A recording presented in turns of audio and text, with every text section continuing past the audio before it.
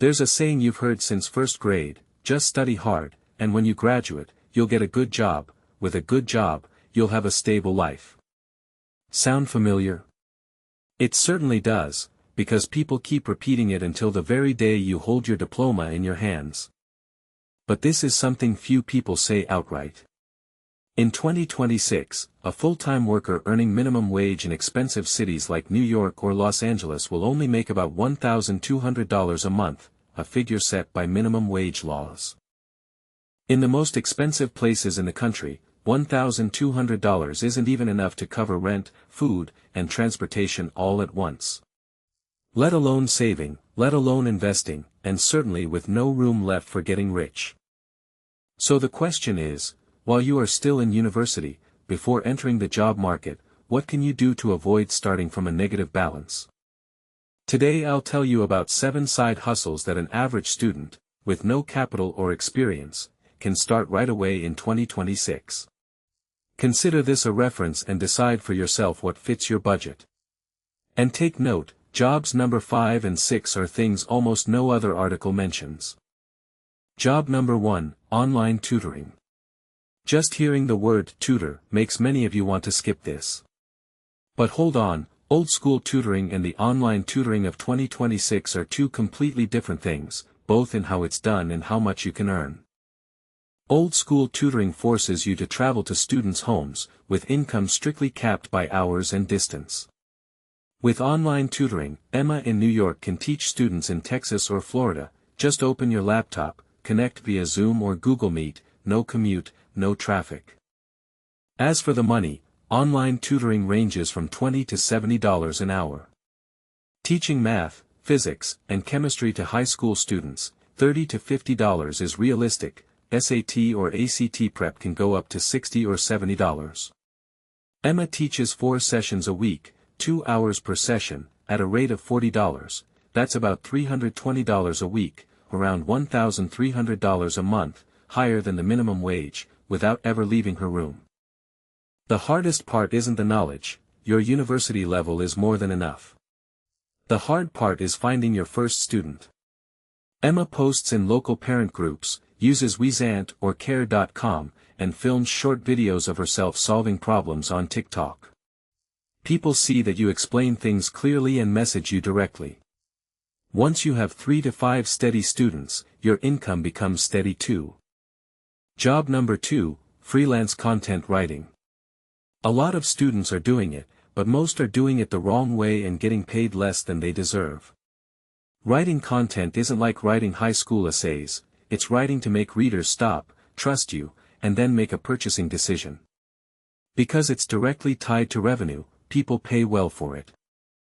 The digital content market is booming. E-commerce surpassed $1.1 trillion in 2025 and is still accelerating. Every brand needs posts, product descriptions, emails, and blogs. Beginners like Jake earn $500 to $800 a month with basic projects. With skills and a portfolio, $1,500 to $3,000 a month is standard for a part-time freelancer. The first step isn't signing up for any course. It's sitting down and writing 3 sample pieces in the specific genre you want to work in, be it social media posts, blogs, or product descriptions, coming up with your own topics, writing them yourself, and putting them on a simple portfolio site. Clients don't look at degrees, they look at samples. The more you do, the better you get, and the better you get, the more power you have to choose better clients and charge higher rates. Job number 3, selling via TikTok Shop and Amazon. Look at these numbers. In just the first quarter of 2026, sales from Amazon, TikTok Shop, Walmart, and Etsy reached approximately $280 billion, an increase of nearly 47% over the same period. The full-year projection is $1.30 to $1.40 trillion. The money is there, and there is a lot of it. The question is, do you want to take a piece of it? Many people think selling requires stocking inventory and paying up front. That's not the case. The first way is affiliate marketing. You promote other people's products via a personal link, and when someone makes a purchase, you earn a commission, typically 5 to 20%. The second way is dropshipping. You receive orders and notify the supplier to ship directly to the customer, keeping the profit margin. There's no need for a warehouse, and the risk is low. The most important thing on TikTok Shop right now isn't the product, it's the content. The platform blends shopping with entertainment. Maya's videos must be engaging enough for viewers to stop, watch until the end, and then click to buy. If you achieve that, the platform will automatically push the video to the right audience, completely free of charge. Task number 4, create faceless social media content. While task number 3 uses content to sell products, task number 4 involves building content as an independent asset, a channel that generates money even while you sleep. The good news is that Ryan doesn't need to show his face, not at all. TikTok, YouTube Shorts, and Facebook Reels are competing for viewers, so they are spending a lot of money to retain creators. Faceless content formats are performing well, voiceovers with illustrations, topic-based compilations like finance or history, product reviews without showing faces, and storytelling with still images and background music. Ryan already has a stable following and advertising contracts, earning between $1,000 and $4,000 a month. What Ryan really needs to learn is viewer psychology. 2 questions: what makes them stop instead of scrolling past, and what keeps them watching until the end? Understand those 2 things, and you're already ahead of 90% of beginners. You don't need fancy equipment, a standard phone is enough. What you need to invest is time for observation and persistence for the first 3 to 6 months. This is the slowest earning job on today's list, but it is the only one that can truly turn into passive income. The video Ryan makes today could still be earning money 2 years from now. None of the other jobs on this list can do that. Job number 5, freelance graphic design. Every business and every channel needs visuals, but most small shop owners don't have the time to do it themselves and can't afford a big agency. That's where you come in. No need to spend a year learning Photoshop. With Canva Pro, Sophia produced quality work for paying clients after just a few weeks of self-study. Recruitment data shows that design students working part-time commonly earn $1,000 to $2,500 a month. But take note, if Sophia sets up a Fiverr or Upwork account and reaches clients in high-paying markets, the same design work can command a price many times higher than that of small, local clients. Step 1, install Canva. Watch 10 tutorial videos, create 5 samples, posters, banners, thumbnails, and put them in your portfolio. After that, apply on Fiverr, or message small shops directly that have poor quality images. It sounds awkward, but it's very effective, as shop owners are struggling with their visuals. Learn to price based on value rather than by the hour, and find clients in high-paying markets. Your income can double without working extra hours. Job number 6, running ads for small businesses. This is the highest income potential job on the list, and I want to explain why. Facebook has over 240 million users, TikTok is exploding every day, and millions of online shops know they need ads but don't know how to run them, wasting their money in the process. That is where C.R.E.A.M comes in. When a business owner spends $2,000 and C.R.E.A.M helps them generate $10,000, the $600 to $1,000 they pay each month isn't a cost, it's profit, so they want to keep you around.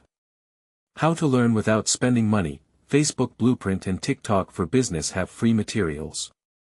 Learn the theory, offer to run ads for an acquaintance with a shop for free, and document the results as proof to land your first paying client. Recruitment data shows that part-time ad buying positions pay $1,500 to $2,000 a month for students who can prove their results. When C.R.E.A.M had 3 to 4 clients at once, each paying $1,000 to $1,500, his income exceeded $4,000 a month while still a student. This is a results-based job, not hourly, so the pay is higher than everything else. Job number 7, translation. It's the least mentioned in these types of articles, but it pays well and has a very low barrier to entry, especially if you are studying languages, international relations, law, or are seriously polishing your Spanish like Olivia. There are 2 types of translation. The first is general, articles, academic documents, social media content, high competition, low rates. The second is specialized, legal contracts, technical documents, medical texts, import-export marketing, higher requirements but significantly better pay and much less competition. On Upwork or C.R.E.A.M, experienced English and Spanish translators earn $15 to $40 per page. Translating steadily at 30 to 50 pages a week brings in $1,200 to $2,500 per month. The beauty of it is the extreme flexibility, late nights, early mornings, or weekends all work. Clients don't need you to be the best translator in the world, they need you to be accurate and punctual. Maintain that, and they will return and refer others to you. 7 jobs, 7 true starting points. And I want to conclude with something most financial advice won't tell you. Have you noticed? All 7 have one thing in common: they don't require you to ask anyone, don't need a company's approval, and don't require going through an interview round. You just need to decide, then do it. In the past, a side job meant begging for a part-time position, accepting the salary offered, working fixed shifts, and tolerating a difficult boss. Your income was entirely limited by someone else's decisions. Nowadays, with the internet and digital platforms, you generate income without needing anyone's permission, you control your time, control your rates, and are building real skills rather than just trading hours for money. But this is the most important part of today's lesson. Making money as a student is not just about money. Of course, money is important, to live, to be independent from your family, and to have a small safety net. But what is more important than money is what you learn while earning it. You learn how to find clients, that is, persuading others to see the value in your work. You learn to manage your time when no one is supervising you. You learn to get back up after failure and try again. You learn that money doesn't just appear, but it comes to those who know how to create value. Those are the things universities don't teach and textbooks don't contain, you only learn them by doing it for real. A phrase I often hear, but I still have to study: where would I find the time for a side job? My straightforward answer: nobody has extra time. Successful people don't have more hours than you, they just use their free time differently. On average, how many hours a day do you spend on social media or gaming? If you take 2 of those sounds and pour them into one of the 7 jobs just mentioned, in 6 months, your life will be completely different. You are at the best point to start, not because you are young, but because you have nothing to lose. Failing as a student carries no major consequences. You don't have a family yet, nor a mortgage. You can try, fail, learn, and try again at almost zero cost. This is a window of opportunity that will disappear later, once you have responsibilities. Don't wait until you graduate, don't wait until you're qualified. There is no such thing as being fully qualified, there is only starting or not starting. If you don't know which job to choose, ask yourself a simple question: what am I best at, or what do I most enjoy learning? That answer is your starting point. No need to think further than right now.